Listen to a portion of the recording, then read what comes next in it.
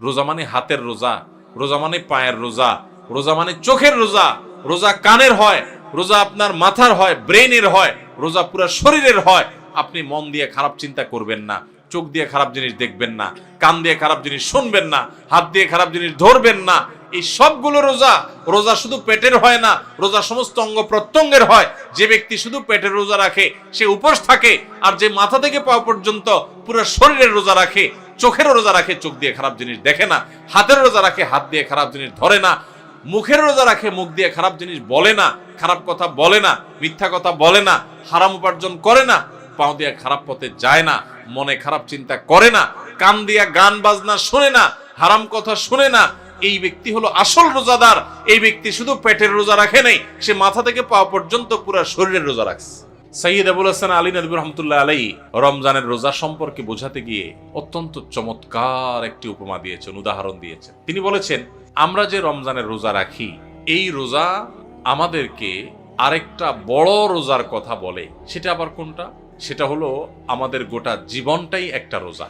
রমজানের রোজা এটা যেরকম একটা রোজা, আমাদের পুরা জীবনটাই একটা কি রোজা। কিভাবে? রমজানের রোজা শুরু হয়, প্রতিদিনের রোজাটা শুরু হয় কখন থেকে? সবে সাদিক হলে, ফজরের ওয়াক্ত শুরু হলে রোজা শুরু হয় না? আমাদের পুরা জীবনটাও একটা রোজা। আর সেই জীবনের রোজা শুরু হয় কখন? জীবনের রোজা শুরু হয় মানুষ যখন বালেগ হয়, প্রাপ্তবয়স্ক হয়। বাচ্চা বয়সে তো ইসলামের কোনো বিধিবিধান তার উপরে প্রযোজ্য না। এগুলো সব তার উপরে প্রযোজ্য হবে, ফিট হবে কখন? সে যখন বালেগ হবে, প্রাপ্তবয়স্ক হবে। তো রমজানের রোজা এটা হলো ছোট রোজা, আয়তনে ছোট, আকারে ছোট। 14 ঘন্টা, 15 ঘন্টা, 16 ঘন্টা, এক এক দেশে এক এক রকম। এই 14-15 ঘন্টা বা 16 ঘন্টার রোজা হলো রমজানের রোজা। আর আমাদের গোটা জীবনটা একটা রোজা, সেই রোজাটা আয়তনে অনেক বড়। রমজানের রোজা শুরু হয় সবে সাদিক থেকে, ফজরের ওয়াক্ত থেকে। আর জীবনের রোজা শুরু হয় প্রাপ্তবয়স্ক হলে, বালেগ হলে। রমজানের রোজা শেষ হয় কখন ভাই? সূর্য অস্ত গেলে। জীবনের রোজা শেষ হয় জীবনের সূর্য অস্ত গেলে। রমজানের রোজা রেখে যেরকম খাওয়া নিষেধ, পান করা নিষেধ, স্ত্রী সহবাস নিষেধ, যৌনাচার নিষেধ, খারাপ কাজ নিষেধ, গোটা জীবনের বালেগ হওয়া থেকে নিয়ে মরণ পর্যন্ত এই যে গোটা জীবনটা একটা রোজার মতো, এই গোটা জীবনেও কিন্তু চুরি করা নিষেধ, ডাকাতি করা নিষেধ, মদ খাওয়া নিষেধ, বিড়ি সিগারেট খাওয়া নিষেধ, গালিগালাজ করা নিষেধ, নামাজ ত্যাগ করা নিষেধ, চুরি করা নিষেধ, মানুষের হক নষ্ট করা নিষেধ, কারোর ক্ষতি করা নিষেধ। এরকম বহু বিষয় আমাদের জীবনে নিষেধ কি নিষেধ না? রমজানের রোজা যেরকম অনেকগুলো জিনিস নিষেধ, জীবনের রোজাতেও অনেকগুলো জিনিস নিষেধ। ভাইরা আমার, পার্থক্য শুধু একটা জায়গায়। সেটা কোথায়? সেটা হলো রমজানের রোজা যদি ভেঙে যায় তাহলে ওইটা তখন আর জোড়া দেওয়া যায় না। কিন্তু জীবনের রোজা যদি ভেঙে যায়, আপনি জীবনের রোজা রেখে পাপাচার করার কথা না, কিন্তু একটা পাপ করে ফেলছেন, তাহলে রোজা ভেঙে গেল, জীবনের রোজা। তো সাথে সাথে আপনি চাইলে তওবা করে আল্লাহর কাছে যদি মাপ চান যে আল্লাহ আমার ভুল হয়ে গেছে, আর আমি করব না, তো তওবা যদি করতে পারেন, খাঁটি তওবা, তাহলে আপনার সেই ভুল আল্লাহ মাফ করে দিবেন, আবার নতুন করে রোজা কন্টিনিউ হবে। কথা কি বুঝাইতে পারছি? তাহলে রমজানের রোজাটাও একটা রোজা, আমাদের পুরো জীবনের রোজাটাও একটা। রমজানের রোজার শুরু আছে, শেষ আছে, জীবনের রোজারও শুরু আছে।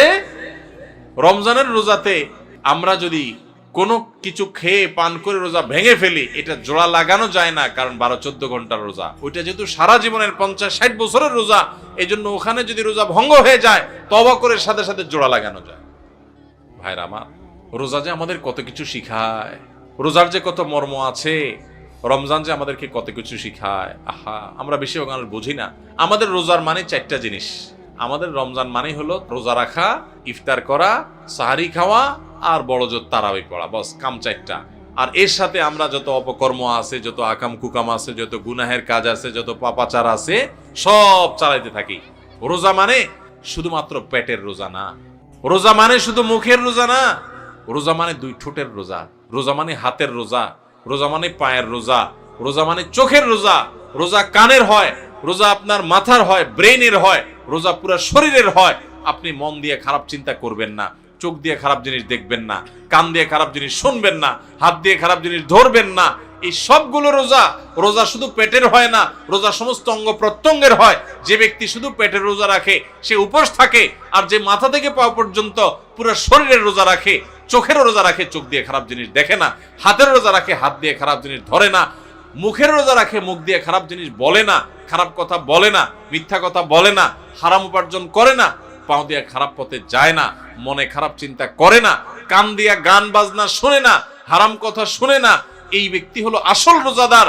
এই ব্যক্তি শুধু পেটের রোজা রাখে নাই, সে মাথা থেকে পা পর্যন্ত পুরো শরীরের রোজা রাখছে। চেষ্টা করবো আমরা ইনশাআল্লাহ। আপনি পাক্কা নিয়ত করেন যে আমার জান যাক জীবন যাক, আমি খারাপ পথে যাব না, আমি এই রমজান মাসটা ভালো পথে চলবো। যেই বন্ধুর কারণে খারাপ পথে যায় ওর সাথে কোনো যোগাযোগই করব না, ওর সাথে সম্পর্ক ছিন্ন করে ফেলবো আল্লাহর জন্য। কিয়ামতের ময়দানে আল্লাহর কাছে যে জান্নাত আশা করেন, কিসের বিনিময়ে ভাই? কোন মুখে জান্নাত চাইবেন? আল্লাহকে বলতে পারবেন, আল্লাহ আমার একটা বন্ধু ছিল, অনেক ভালোবাসতাম ওরে, ওরা ছাড়া আমার দিন চলতো না।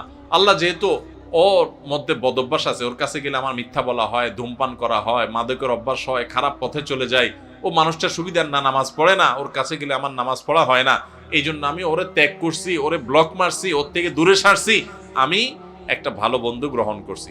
আমার প্রাণের চাইতে প্রিয় বন্ধুটাকে আমি ছেড়ে দিছি, ত্যাগ করে দিছি, সম্পর্ক ছিন্ন করছি আল্লাহ তোমারে পাওয়ার জন্য, তোমারে খুশি করার জন্য। এই মুখ নিয়ে আল্লাহর কাছে গেলে কিয়ামতের ময়দানে জান্নাতটা চাইতে পারবেন, চাওয়ার মতো মুখ থাকবে। আল্লাহর জন্য যদি আপনি একটা খারাপ কাজও না ছাড়েন, একটা বদভ্যাসও না ছাড়েন, কোন মুখে আল্লাহর কাছে আপনি জান্নাত চাইবেন?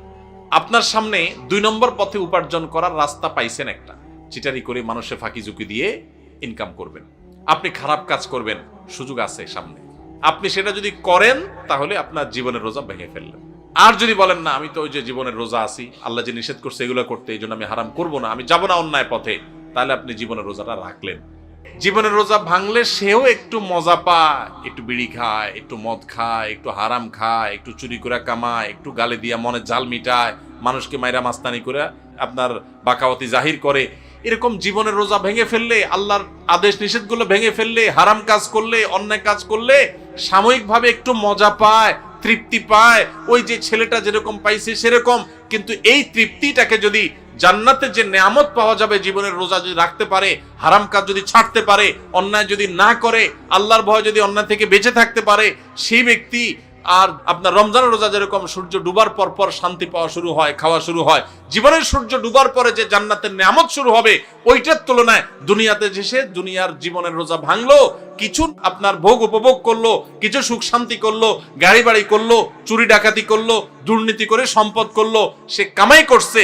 কিন্তু ইমানদার ব্যক্তি পুরো জীবনভর রোজা রেখে আল্লাহর হারাম কাজ থেকে বেঁচে থেকে তার অনেক কষ্ট হয়, তার চলতে অসুবিধা হয়, তার মাস চলে না, কারণ সে হালাল পথে চলে, তার চেহারা শুকিয়ে আসে, সে অন্যায় পথে যেতে পারে না।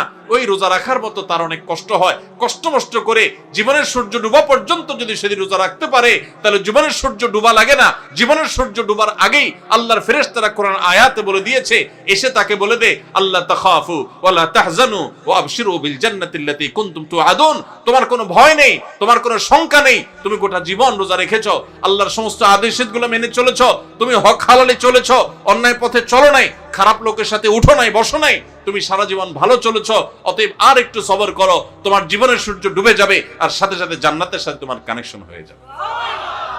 ভাইরা আমার, তাহলে রমজানের রোজা ভাঙলে যেরকম খানা যায়, পেট ভরা যায়, কিন্তু বাসি খানা, জীবনের রোজা যারা ভেঙে ফেলে, যারা অন্যায় অনাচার করে ফেলে, আরে রাখ তুই, কোরআন হাদিস আগে করে লই, আকাম কুকাম করে যারা হারাম পথে যারা চলে, তারা একটু স্বাদ পায়। কিন্তু যে কষ্ট করে জীবনের রোজাটাকে ধরে রাখতে পারে না, আমি হারাম পথে যাব না, আল্লাহর ভয়ে সে সতর্ক থাকে, ওই ব্যক্তি তার জীবনের সূর্য ডুবার সাথে সাথে তার যে আল্লাহর পক্ষ থেকে জান্নাতের ইফতারের ব্যবস্থা থাকে, সেই ইফতার ফেরেশতারা যখন তাকে আদর করে খাওয়াতে থাকে, তখন ওইটার তুলনায় দুনিয়ার এই যে সমস্ত গাড়ি বাড়ি চুরি ডাকাতি 2 নম্বরই করে যারা কামাই করলো, এগুলো হলো ওইটার তুলনায় ওই বাসি খানার মতো। জীবনের রোজা যারা ভেঙে ফেলে, এদের মরার আগে থেকে ফেরেশতাদের দৌড়ানি খায়, তারা ইমানদারদের জান্নাতের নেয়ামত ভোগ করতে পারে না। ভাইরা, এই রমজানের রোজা যে আমাদের কত কিছু শিখায়, কত কিছু বলে, কত বার্তা দেয়, কত মেসেজ দেয়, এগুলো আমরা বেশিরভাগ মানুষ জানি না। আল্লাহ আমাদের সবাইকে রমজানের মর্ম বোঝার তৌফিক দান করুন, রোজার মর্ম বোঝার তৌফিক দান করুন। রোজার মর্ম বুঝে রোজা রাখবো তো ইনশাআল্লাহ।